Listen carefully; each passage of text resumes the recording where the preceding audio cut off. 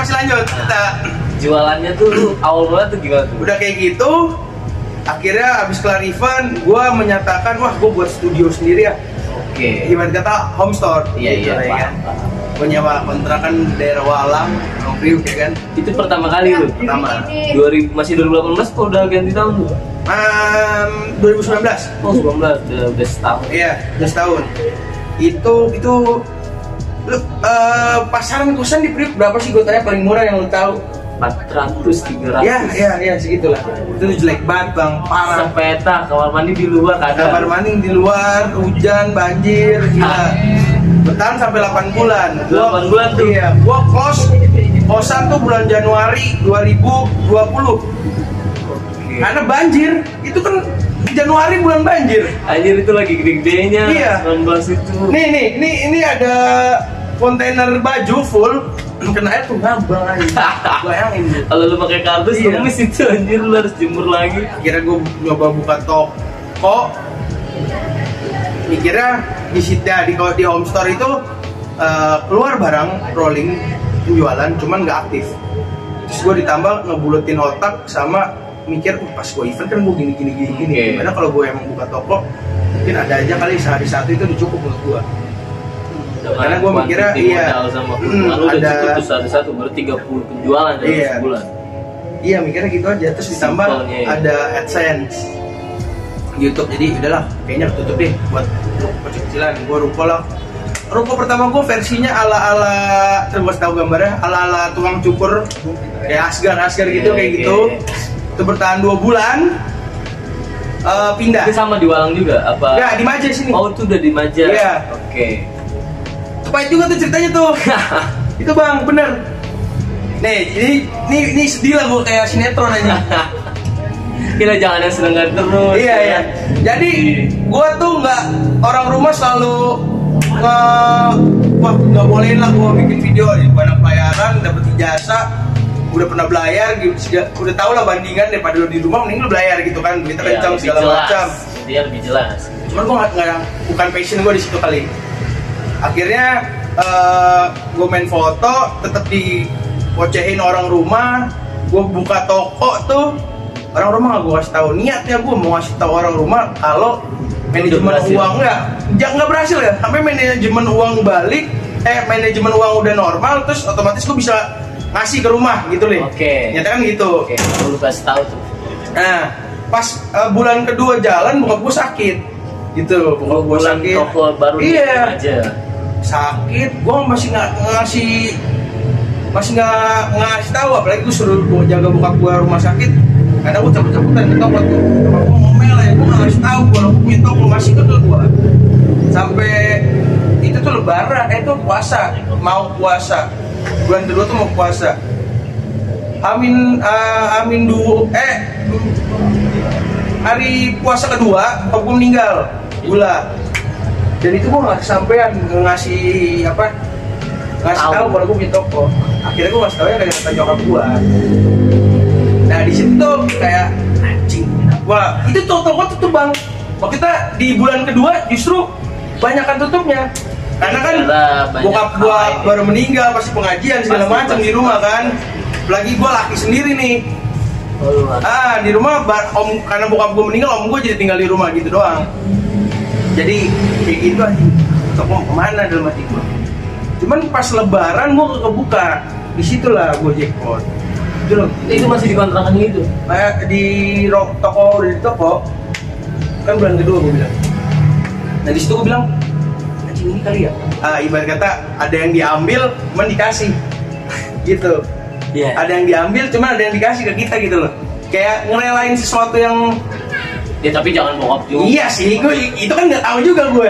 Cuman sebenarnya kalau kata orang ngerelain sesuatu yang berharga demi sesuatu yang lebih berharga, kayaknya itu ya mungkin di situ kali anjing.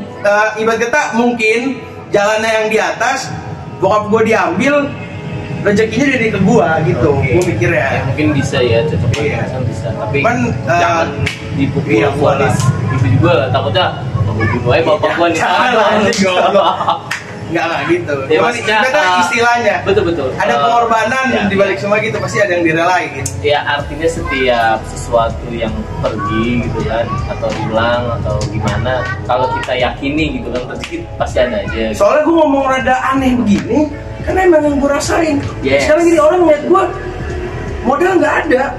Ya gue tanya modal toko kan, kalau lu ke toko-toko thrift line atau ke toko brand apapun, lu ada modal nggak? Ya kalau bisnis mah iya, gue modal sekian. Gue nggak ada, cuma konten doang. Barang-barang juga dari konten. Ya, Itu barang ada tuh muter juga, ya mungkin ya bener yang gue ngomongin tadi. Ketika bokap gue diambil, mungkin aja dia berkat gue dari situ gitu tuh. Gue aja. Ya orang liat gue magic pasti bang. Iya pastilah. Ya dari 2 bulan gue langsung pindah ke sini. Di situ bertahan 2 bulan. Ya gue penasaran, masalah sebelum cerita magic itu segala macam, kita kalau gue juga percaya kayak emang datangnya dari mana aja. Maksud gue, lu mau mulai bisnis menatanya gimana sih? Maksudnya bisnis thrifting itu gimana sih? Itu pertanyaan itu yang nggak bisa gue jawab sampai sekarang karena nggak ada manajemen khusus apa segala macem. Semua pure yang gue pakai hati. Udah gue suka ini, gue bikin video, barangnya gue beli, akhirnya barang lumpuh. Ya udah gue ikut event yang gue bilang tadi di Homestore. Gue cuma bikin Instagram, marketingnya ya setiap akhir video gue selalu ngomong kan, jangan lupa follow sekian toko gue. Yang layaknya konten creator gue jalanin, gue nggak kepikiran gue bakal punya toko. Dan yang gue pikirin ketika udah begitu, bukan gimana toko gue naik. Sampai sekarang gue mikir sampai kapan toko gue bertahan. Ya kalau mau naik gimana? Ya semua pasti naik lah bang, ada jalannya. Ini harus ditiru. Soalnya ya gue ngerasa gini bang, toko ini bertahan. lu gimana caranya ya? Maksudnya gimana perasaan lu ketika dari 0 sampai 1000 subscriber walaupun lama tapi itu angka mungkin. Yes. Gue makanya bisa menjiwai apa yang lo ngomong karena gue ini lagi ngerasain 3 subscriber di follow gue, subscriber tuh anjing enak banget. Itu dia makanya gue dapet tuh feel itu dapet lah karena Nolkit nih lagi di fase itu, makanya gue bilang ya gue sepakat tuh yang lu tadi bilang gimana. Gue nggak mau mikirin gimana caranya gue naik, tapi yang gue pikirin gimana caranya gue bertahan. Nah, itu gue lagi terapin. Cuma gue nggak ke kata-katanya itu gue ambil nggak. Ya gue mikirin itu sama temen. Konsisten aja. Soalnya gue ngeliat youtuber-youtuberan sekarang yang gede-gede, ya kalau dilihat konsisten aja terus. Dikira orang juga mikir orang makanya kan yang gini aja. Iya udah banyak gitu kan, ikannya kok masih gitu. Ya orang biar kita konsisten dan namanya panjangan. Nah, ya walaupun lu bilang nggak ada modal, maksudnya lu pasti inget dong. Pertama kali lu mulai itu lu beli berapa, lu jual berapa gitu. Jadi mungkin nol banget. Ya nggak mungkin nol banget. Sistemnya waktu itu gue ngonten diundang X-Style. Iya, itu gue brand sama, second brand, cuman namanya udah tau lah X-Style pasti. Di temen juga, di panutan lah. Dia manggil gue buat ngonten, tapi dia bayar gue. Dia bayar gue 1.5. Namanya gue butuh konten, gue nggak ada persetujuan. Itu yang lu kontenin dianya apa barang? Dia. Toko dia lu kontenin. Marketingnya, lu main di toko gue dong, kan gue bayar sekian gitu. Akhirnya bilang, iya lu minta berapa bang video? Bilang dia minta 1 doang sebenarnya. Cuman gue akan untuk konten juga, ya udah bebas lo bang, lu beberapa video gue jabanin. Jadilah beberapa video, gue upload, gue dikasih 1.5 sama Excel. Itu dari situ gue aktif dulu. Dulu sempet viral baju-baju Uniqlo yang sama collabs, Uniqlo collabs tuh yang dijual lagi tuh, yang di resell. Uniqlo Hawks itu collabs, Uniqlo collabs sama brand Hypebeast gitu, media Hypebeast. Itu gue jual lagi dari 1.5 itu gue borong semua Uniqlo. Akhirnya gue jual lagi, laku tuh, dapat dah budget 6 juta. Baru situ ditambah mikirnya toko mau pindah, gue nyari toko yang di situ kan bulanan kan. Gue paksain tuh sebulan, udahlah bisa deh. Udah gue gambling, hitungan gambling lu masih aman lah ya dari AdSense lu, dari ya bisa lah dijual dikit-dikit lah ya. Nah yang gue pusing sebenarnya pas gue sakit tuh, jalan ke 2 bulan itu tuh gue pusing, ini toko jalan lagi nggak gitu. Cuman pas iya selang puasa pertengahan bokap gue udah selesai lah acara-acara, akhirnya gue buka lagi kan, acara pengajian udah selesai, udah kita anjing sedih mulu gitu kan, udahlah gue buka lagi deh toko deh, buat nongkrong sama temen-temen lah. Gue penasaran Ray, yang bikin lu seneng tuh bisnis thrifting itu apa Ray? Selain yang tadi udah lu sebutin tuh maksudnya. Oh gini, gue tahu pertanyaan lo, kok lu bisa maksudnya dengan nggak ada modal apa segala macam terus lu jalanin aja iya, gitu kan? gitu. Gini bang, karena gue basically gue suka brand atau suka pakai ganti baju. Muka jelek bang, kalau ketemu cewek kan otomatis outfit paling keren harus dong. Muka jeleknya ke gua banget. Enggak ada gua gitu. Ini ada kita juga tar gua lanjutin panjang nih video. Siap. Terus. Outfit gua suka, gua awalnya buat pakai sendiri bang. Teman-teman gua nongkrong kayak yang di depan ini nih, weh gua bayarin dong. Oh, timbul. Terus ditambah seberapa sekarang kan barang udah mahal nih. Yeah. Kalau dibangin dulu. Walaupun sekarang seberapa mahal barang itu, gua berani beli kalau gua suka. Oke. Karena gue niat ngejual awalnya buat lu pakai. Cuman kalau bosen ya masih dijual. Yes. Dan ditambah dan YouTube-nya jalan, gue ngekip belanja barang yang numpuk. Beberapa barang tuh laku di video kayak ibarat kata ini konten gue pakai baju ini, terus baju ini di DM nih, ada yang DM gue bang, gue bayarin aja baju ini gitu. Terus kayak itu kan cuma sekedar ke pasar belanja, siapa sih orang yang nggak suka belanja sih? Yes. Ya kan? Transaksi ke pasar itu dapet, jangan kemana pun pasti orang suka belanja. Ditambah kerjaan gue cuma belanja, tidur, main HP, balas DM, dapet ditambah dulu tuh barang murah banget bang. Ibarat kata nyari cepet gampang lah sehari, nyari 3 juta gampang. Iya. Itu di ibarat kata waktu online ya. Apalagi lu punya toko, apalagi pakainya gue berani pas buka toko. Gue tahu buka toko pasti belum bayar listrik, wifi segala macam. Gue kan toko gue nggak AC lagi waktu di situ. Cuman biarin aja. Gue ngerasa bisa lah, tinggal laku 2 lah. Jualan 1 di sini 1, gitu marketing. Terus gue percaya teman-teman gue nongkrong kalau gue mungkin gue bacot, nada bacot nih gue beli kali, masih ada ya walaupun sebiji. Ibarat kata temen nih, walaupun teriak kalau punya usaha beli kali 1, ya emang anggapannya bercanda dan kalau secara nominal 1 itu ya biasa aja kan. Cuman sebenarnya kalau digabungin sama duit pendapatannya itu bermakna buat bayar yang lain. Pasti dong. Ya kan? Pasti banget. Di situ. Evannya gitu. Daripada gue bayar buang nyawa. Iya. Berarti bener yang Mel bilang tadi ya, lebih ke hobi jadinya ya. Hobi yang menghasilkan ya. Kayak gini nih bentuknya nih ya kan, gue hobi pakai fashion yang branded gitu kan. Tapi gue sadar apa daya gue gitu kan. Orang kayak gue ke mall atau gue nongkrong, keren banget. Ekspektasi gue mahal. Iya, flexing banget. Padahal gue mah di pasar. Emang unik loh, dunia thrifting itu unik. Kita nggak bisa bedain lagi sekarang ya orang yang flexing beneran beli dengan harga normal sama harga miring. Sekarang udah nggak bisa bedain lu. Nah, nih disitulah gue makin yang gue bilang anak-anak Priok tadi malas nongkrong, akhirnya kesini malas nongkrong sama anak Priok gara-gara mindsetnya beda. Yes. Gue udah naik, terus gue buka toko di Priok, terus apa-apa teman lama gue berdatangan lah, itu kesortir juga. Jadi makin kesini tuh, ibaratnya kalau makin tua makin nyortir lah siapa ya teman-teman kan. Itu kelihatan mana yang flexing ketika beli, gue nawar. Itu doang bener. Kenal dia dulu flexing gitu kan? Iya, gue kenal dia dulu aja. Nah setelah sekarang masih nawar. Iya kan, kita orang yang biasa aja terus dia enak tuh. Tapi dia mah enak, ya kan kata dia mah enak, ya kan. Terus mereka datang sekarang ketemu berapa bisa kali kurang sama temen. Ya baru lu ketahuan dulu.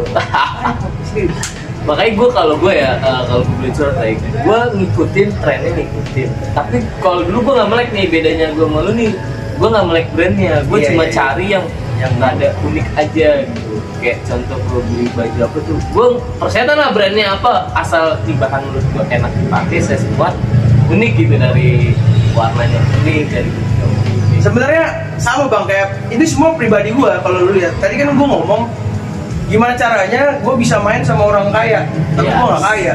Gimana ya, gue berkarya dong bikin. Gimana caranya baju gue terlihat keren ya, gimana nggak kali itu titik aja. Ya maksudnya dihalal-halalkan yang yang nggak keren aja. Karena kan fenomena ini udah gede banget ya, udah merajalela. Bahkan sekarang anak-anak sekolah aja ya, kita bisa lihat pakai outfit yang branded gitu kan.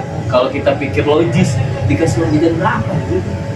Ya, ternyata karena ada ginian, makanya ngebantu banget menurut gue ya. Terus gue tuh tipikal hebat, nggak mikirin ada duit, udah kalau ada duit prinsip begini, sama tips gue jualan lebih baik gue nggak pegang duit tapi barang gue banyak dibandingkan gue banyak duit tapi nggak ada barang. Kalau begitu Ide maksudnya gimana tuh? Gak punya duit tapi barang banyak tuh artinya kalau barang itu bisa laku. ini kan bal gitu. Terus apalagi toko gua adalah toko yang nyortir beberapa barang yang masih bagus atau enggak gimana lah, otomatis nyari peluang brand, Iya. nyari bal masuk, kan ada kasus bal di situ segala macam gitu kan. Jadi Nah kan, ini juga nih lagi ramai nih Iya. yang dibakar sama Menteri Perdagangan nih. kayak gitu kan takutnya ada timing beberapa bal susah, barang susah, barang di pasar juga jelek-jelek.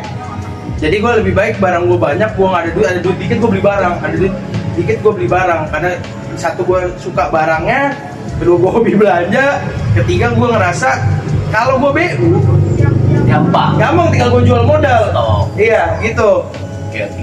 nyari stok Dia pun- aman. Dan dia pun gak akan basi. Itu pikiran bodoh gue tuh awalnya bang. Tapi ternyata jadi makan andalan lu. Ternyata gue sempat belajar jalan lah otak-otak bisnis. Oke.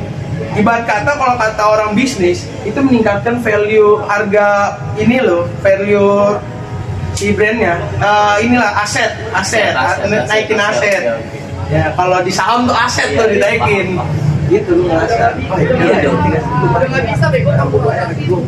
Ketika orang-orang nih lagi pusing nih cari barang ini barang itu, siapa tahu Apalagi- dari aset gue nih gue ada. Nah, berarti teman kalau sekarang nih banyak pemain baru juga kan. Pasti banyak. Mereka datang dengan budget yang banyak. Tes, gue butuh barang dong. Lu sih ya. Ngomong mereka juga sekarang datang mau bisnis ada duit, cuman namanya orang baru relasi lu nggak ada. Terus lu mau nyari barang, otomatis nama lu toko baru lu pasti mau marketing dengan barang sebagus apapun kan.